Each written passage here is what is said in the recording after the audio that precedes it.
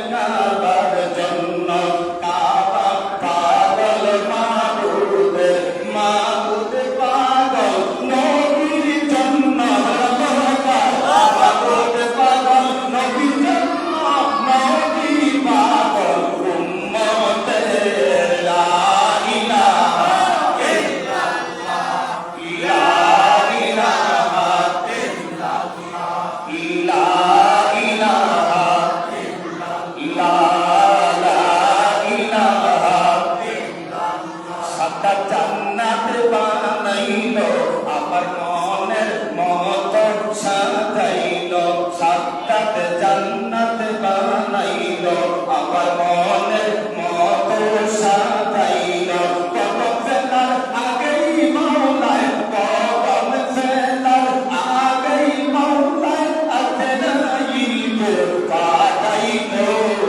লা ইলাহা ইল্লাল্লাহ, জোরে জোরে লা ইলাহা ইল্লাল্লাহ, লা ইলাহা ইল্লাল্লাহ, লা ইলাহা ইল্লাল্লাহ মুহাম্মাদুর রাসূলুল্লাহ সাল্লাল্লাহু আলাইহি ওয়াসাল্লাম।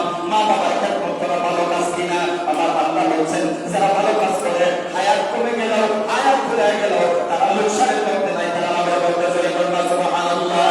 এই জন্য যুবক ভাইদেরকে বললাম, আপনার বাচ্চাদের আছে, মা বাবার খেদমত করো, টাকায় থাকো যেখানেই থাকো, মা বাবার খোঁজ খবর নাও, মা বাবার জন্য মাসে মাসে কিছু খরচ পাঠায় দাও। মা বাবা খুশি তো আমার আল্লাহ খুশি, মা বাবা বেজার তো আমার আল্লাহ বেজার হয়ে যাবে। নাউজুবিল্লাহ।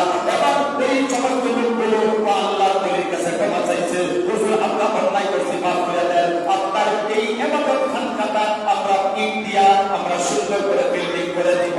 আল্লাহর নবী ডাকতে বলেন বিল্ডিংয়ের প্রয়োজন নাই, যেমন আসল তেমন বানায় দাও। তবে তোমাদেরকে জানাই দিলাম আমার এই অবস্থাটা হলো কেন?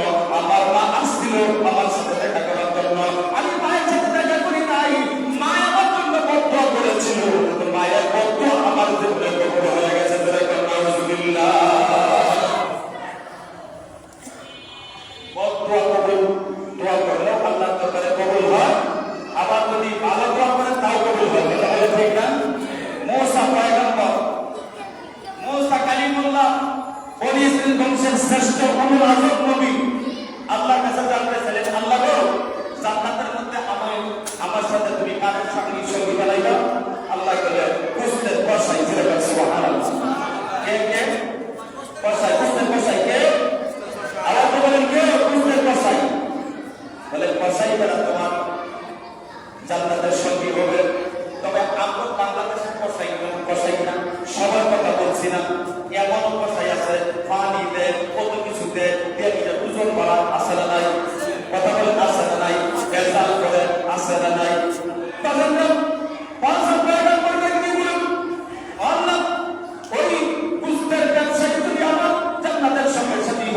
আমি ওর সাথে সাক্ষাৎ করতে চাই।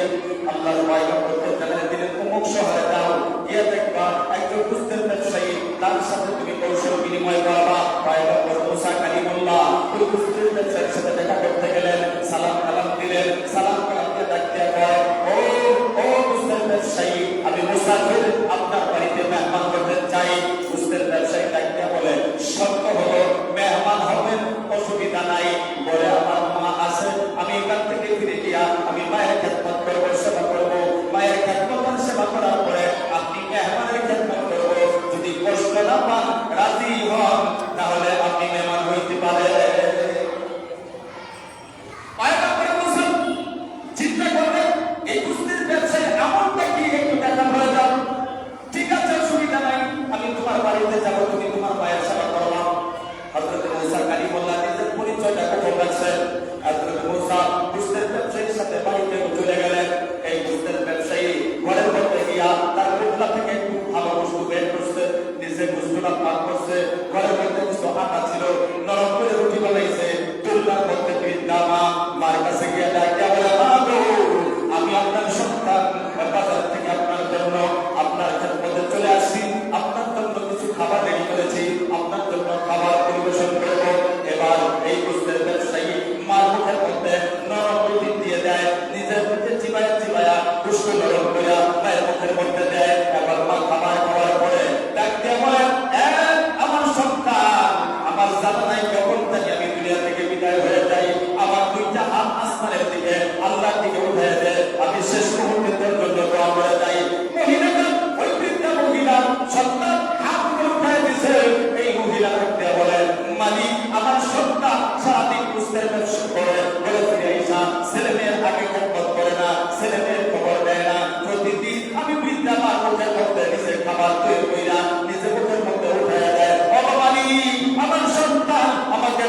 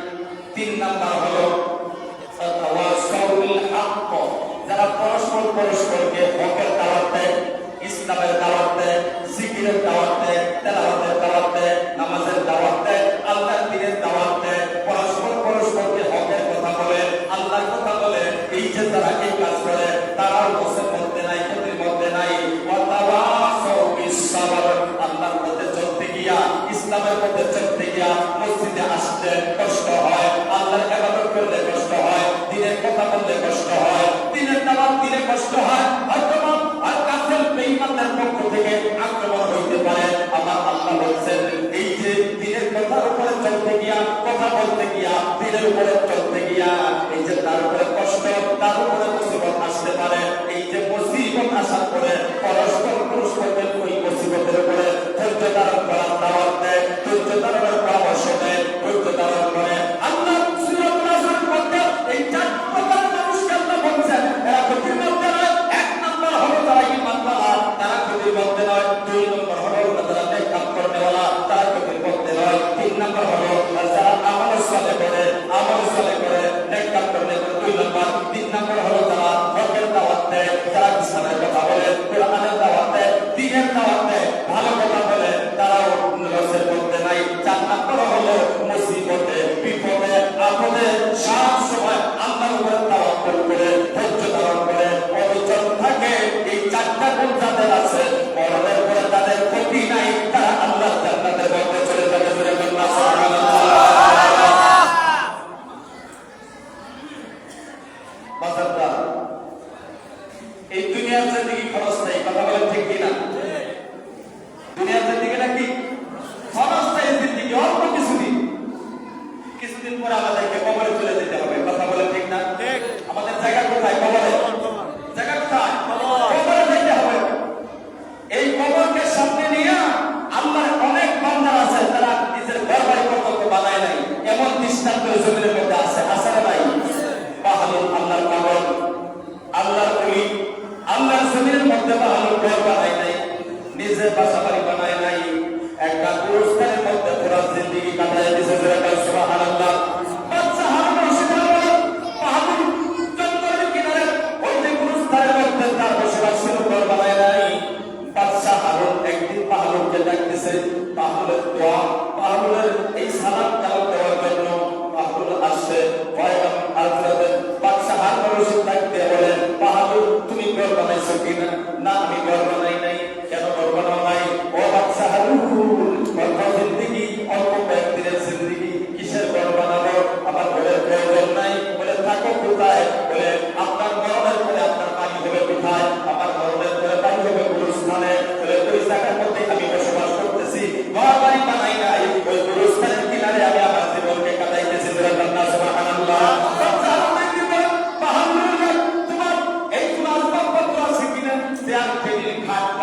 এগুলো আছে কিনা? বলে না, কিছু নাই। আর ভালো তোমার ভালো কিছু পোশাক পরিচ্ছদ আছে কিনা? বলে তাও নাই। এই জন্য মানুষ তোমাকে আহাম্মক বলে, মানুষ তোমাকে আহাম্মক বলে ডাকে। এ বাহালুল, এই যে একটা দামি লাঠি তোমার হাতে দিয়ে দিলাম, এই লাঠিটার অনেকটা লক্ষ লক্ষ টাকার মূল্য। এই লাঠিটা তোমাকে বাহালুল আমি দান করে দিলাম, এটা তোমার লাঠি। তবে একটা শর্ত করে দিলাম, তোমার চাইতেও যদি আরো কোনো আহাম্মক লোক তোমার চাইতে যদি তুমি পায়া দাও, এই লাঠিটা ওই আহাম্মকের হাতে তুমি ফিরাইয়া দিও। সুবহানাল্লাহ। বাহাদুর এই লাঠি নিয়ে মাথার নিচে ঘুমায়, দিনের বেলায় তন্ন করে মানুষের তালাশ করে, তার চাইতে আহাম্মক আর কোনো মানুষ পাওয়া যায় কিনা, খুঁজে পাওয়া যায় কিনা। দেখেন না, আর এমন কোনো আহাম্মক লোক খুঁজে পাওয়া যায় নাই। এমন কোন লোক নাই ঘর বানায় নাই, বাড়ি বানায় নাই, এমন কোন লোক নাই গুরুস্থানের মধ্যে থাকে। এক না, দুই না, এইভাবে 5-10 বছর বাহালুল লাঠিটা মাথার নিচে নিয়ে ঘুমাইল, কোন লোককে দিতে পারলো না। 10-12 বছর পরে আপনাদের ওই যে বাদশা হারুন রশিদের মৃত্যুর সময় বেড়ে আসছে, বাহালুলকে সালাম পৌঁছাইছে, বাহালুলকে আসতে বলো। মরণের আগে বাহালুলের সাথে কিছু কথাবার্তা বিনিময় করে আমি কবরের জিন্দেগিতে চলে যাব। বাহালুল আসছে, বাদশা হারুনকে সালাম দিচ্ছে। বাদশা হারুন কেমন আছেন? বাদশা হারুন ডাকতে বলে, বাহালুলের অবস্থা ভালো না। বলে কি হয়েছে? আখিরাতের জিন্দেগি দেওয়া শুরু করে দিয়েছি। বাহালুল ডাকতে বলে, বাদশা ফিরাইবেন কবে? বাহালুল এই কথা বলার পরে বাদশা হারুন কয়, আরে আমার মরণের সময় তুমি আমার সাথে দুষ্টুমি করতেছ, কবরে গেলে আকাশে গেলে আবার কেউ পৃথিবীতে ফিরে আসে? বলে বুঝলাম, ফিরে আসবেন না। বলে না। আর বাদশা হারুন এই দুনিয়ার মধ্যে আপনার রাজপ্রাসাদের সামনে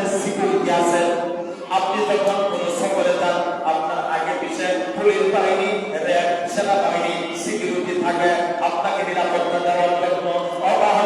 আপনি এই জগৎ থেকে আখিরাতের জগতে যাচ্ছেন, ওই আখিরাতের আশাদার শক্তি থেকে আপনাকে ফিরানোর জন্য কোনো বাহিনী আপনি তৈরি করছেন কিনা?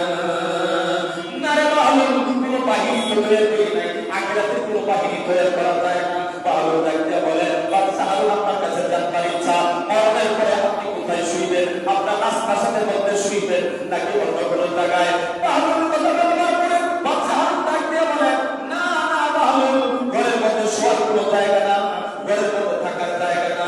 মরণের পরে আমার আপন করে না, আমাকে তুমি যে গুরুস্থানের মধ্যে থাকো ওই গুরুস্থানের মধ্যে রাইখা আল্লাহু আকবার। কবর শুইবেন, তাই তো? কবরে শুইবেন, আপনার ঘরের মধ্যে তো দামি দামি ফার্নিচার, দামি দামি পোশাক পরিচ্ছেদ, ফরাস বিছানা ইত্যাদি ইত্যাদি আছে, তো কবরের মধ্যে শুইবেন, কোনো বিছানা ফার্নিচার রেডি আছে না? বাহুল না, কবরের মধ্যে দুনিয়ার ফার্নিচার চলে না, কবরের মধ্যে ফার্নিচার নেওয়ার কোনো সুযোগ নাই। বলে তাহলে আপনার ফার্নিচারের ব্যবস্থা করেন নাই? না রে বাহুল, ফার্নিচারের ব্যবস্থা করি নাই।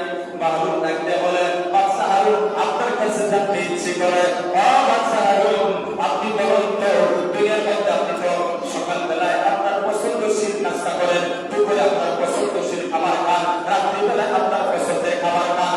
বাদশা হারুন মরণের পরে কবরে আপনার খাবারের মেনু আপনি চয়েস করে যাচ্ছেন কিনা? বাহুলের কথায় বাদশা হারুন চুপের পানি ছেড়ে দিয়ে বলে, বাহুলে কবরের মধ্যে দুনিয়ার কোনো খাবার চলে না, দুনিয়ার কোনো খাবার কবরের মধ্যে চলবে না।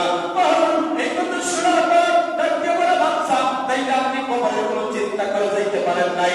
না না, আমি কবরের কোনো চিন্তা করে যাইতে পারি নাই। এবার বাহুল ডাকতে বলে, বাদশা হারুন মনে আসেনি আজ থেকে 12 বছর আগে আপনি আমাকে আপনার প্রাসাদের সামনে ডেকে এনে আমার কাছে কথাবার্তা করিলেন, আমাকে একটা দামি লাঠি আমাকে দান করেছিলেন। আপনি বলেছিলেন মানুষ তোমাকে আহাম্মক বলে, তোমার ঘর নাই, তোমার বাড়ি নাই, এই জন্য মানুষ তোমাকে আহাম্মক বলে।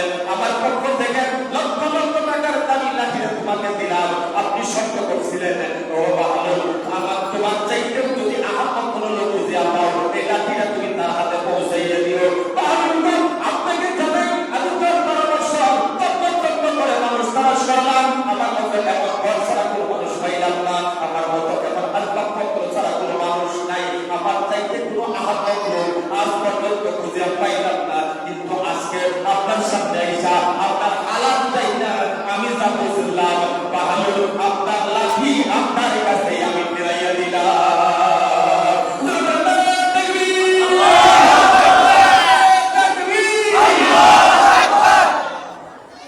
মরণের চিন্তা করে যাওয়ার দরকার আছে না নাই? আবার বলবেন মরণের চিন্তা করে যাওয়ার দরকার আছে না নাই?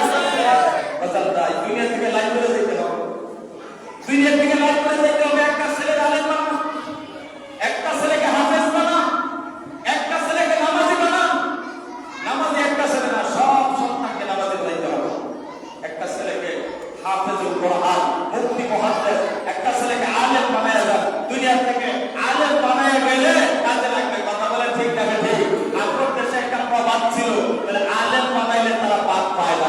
নাউজুবিল্লাহ, আমি বলি পাপ পায় না, না তারা পাপ খায় না। কথা কোন ঠিক না ঠিক? তারা কি খায় না? পাপ খায় না। সবাই তো একটু আগে মুসলমানদের দিক দিয়ে মাফিল করে আসি, এই যে আপনার এই এসা আজাদ পর্যন্ত খাওয়ানোর লেগে কত হুলুল খাইতো না, সবাই নাই ভরপুর খাইয়া এই অবস্থি। এরকম আপনার আমার সাথে দু একদিন চলে তাইলে বুঝবেন যে এই দুনিয়ার মধ্যে আলেম ওলামাদের আল্লাহ পাক কি নিয়ামত দিছে, এটা আমরা আপনার বুঝবো না, এটা সফল করলে পরে বোঝা যাবে। ও ভাই, ও বাজার, আমার প্রিয় ভাইরা, একটা ছেলেকে যদি হাফেজুল কোরআন বানান, আল্লাহ রাসূল কি বলছে জানেন? মান তারা আল কোরআন ফাস্তাদহারাহু ফাআহাল্লা হালালাহু ওয়া হারামা হারামাহু আদখালাহু লাহু জান্নাহ। সুবহানাল্লাহ, সুবহানাল্লাহ। কোরআন পড়লো, কোরআনকে হেফজ করলো, সিনার মধ্যে নিল, হালাল বিধান যেটা হালাল বিধান চাই না আমল করলো, হারাম বিধান চাই না হারাম থেকে নিজেকে বিরত রাখলো। আবার আল্লাহ বলছেন আদখালাহুল্লাহুল জান্নাহ, রাসূলের মাধ্যমে বলে দিয়েছেন, রাসূল বলছেন। আবার আল্লাহ ওই হাফেজুল কোরআন, ওই আলেমকে, ওই দ্বীনের দায়িত্বে, ওই আলেমুল কোরআনকে আল্লাহ পাক জান্নাতের মধ্যে প্রবেশ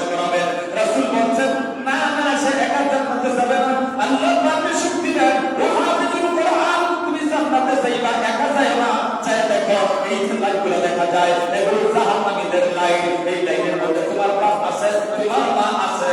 ও হাফিজুল কোরআন, তুমি একা জান্নাতে যাইস না, তুমি এই যে এই লাইন থেকে তোমার আহার থেকে আমি সুপ্রিম পাওয়ার দিলাম, তোমাকে অনুমতি দিলাম, পারমিশন দিলাম, তুমি তোমার সাথে 10 জনকে সাথে নিয়ে তুমি জান্নাতে চলে যাও।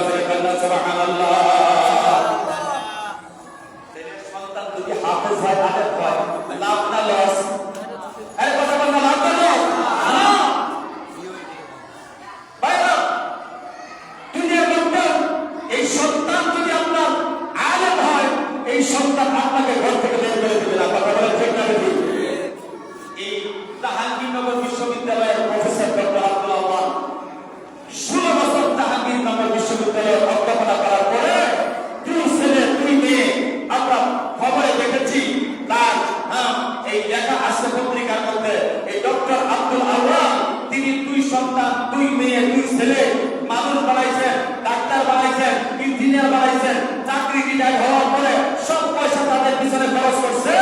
ছাত্র এই সন্তান যখন আপনার যোগ্য হয়েছে, সচিব হয়েছে, ডাক্তার হয়েছে, ইঞ্জিনিয়ার হয়েছে, প্রফেসর হয়েছে, ডক্টর আব্দুল আওয়ালের ঘর নাই, বাড়ি নাই, সব টাকা পয়সা সন্তানের পিছনে খরচ করছে। এখন বৃদ্ধ হয়ে গেছে, রিটায়ার হয়েছে। ডক্টর আব্দুল আওয়াল সাহেবের বাসার মধ্যে, সন্তানের বাসার মধ্যে তার জায়গা হয় নাই, তার জায়গা হয়েছে বৃদ্ধাশ্রমের মধ্যে। নাউযুবিল্লাহ। যদি আপনি আলেম বানায় যান, দুনিয়ার মধ্যে এই সন্তান আপনাকে ঘর থেকে বের করে দেবে না, আর আখিরাতে আপনার কাছে লাগবে। কথা বলে ঠিক না বেশি? আওয়াজ দিবেন ঠিক না বেশি? আপনার একটা সন্তান আপনার আলেম হোক, এটা আপনারা কে কে চান? হাত তুলে দেখান যে হ্যাঁ, আমার একটা সন্তান আলেম হবে, হাফেজ হবে। এটা আমরা চাই। আল্লাহ এই হাতগুলির মধ্যে তার সন্তানকে আলেম বানায়, বংশের মধ্যে আলেম বানায়। বলেন আমিন। আর বলেন আমিন। আছে এরা কয় আমরা বলে আলেম বানাইলে, এরা বলে কিছু জানে না, কিছু বুঝে না। জোরে কথা বলুন। সামনে তাদের হুজুরে চলে আসছে, এই জন্য আমি আর সময় নষ্ট করতে চাই না। পরবর্তী মেহমান আপনাদের সামনে বয়ান করবে। এটা আমার সালাম করে মানুষের কাছে ভালো। এই হাসানিয়া মাদ্রাসায় 26 বছর ধরে এখানে আছি। এলে আমার সাথে আবার আপনাদের সাথে দেখা হবে, সুপার বয়ান হয়। আপনারা ইচ্ছে করলে ইনশাআল্লাহ সেখানেও যাইতে পারেন। আমি আপনাদের কাছে দোয়া চাই, আপনাদের জন্য দোয়া করি। বিশেষ করে এই এলাকা যেটা মনে করে আজকে বেকার কবরে চলে গেছেন, আল্লাহ পাক তাদের কবরগুলো জান্নাতে ঢুকাবে না। এই মাদ্রাসাকে আল্লাহ কবুল করেন। আজকে যারা পাকড়ি নিবে